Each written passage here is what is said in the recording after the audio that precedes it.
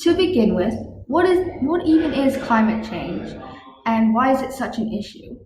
You likely hear those scary words all the time, but do you know what they mean? Climate change is simply a change in climate, but in our case, it is extremely worrying. Climate change for us has led to glaciers shrinking, ice and rivers melting earlier than usual, acid rain, extreme heat, plant and animal ranges are shifting, and a lot more.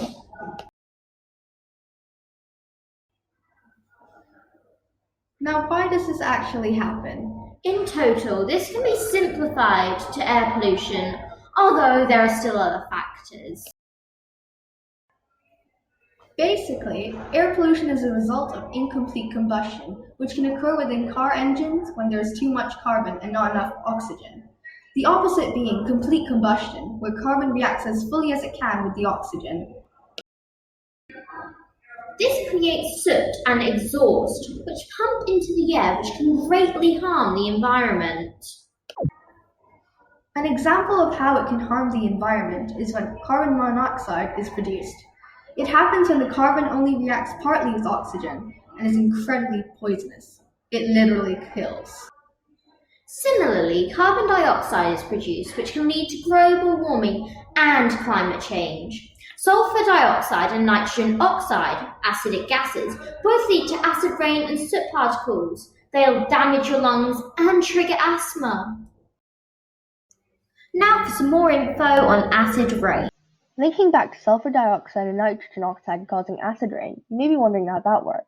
Well, when the substances are released, they can rise extremely high. When they get to a certain height in the atmosphere, they mix with water, oxygen, and other chemicals to create acidic pollutants, which then lead on to acid rain. Acid rain can be detrimental to wildlife as it leads to soils and waters decreasing in pH, leading to many fish and other animals dying since they can't survive such drastic changes. All thanks to incomplete combustion. Now let's look at impurities. The way these harmful gases can get into our atmosphere is via, gas. Hydrocarbon fuels such as petrol and diesel contain impurities, small amounts of other substances that react in the very hot conditions within the car engines. These impurities, such as sulfur, are oxidized and then released into the world, spreading their growing issues. Now time for the greenhouse effect. When you think of a greenhouse, you think of fresh vegetables, lush green plants, and colourful flowers, but that is very far off of what we are talking about.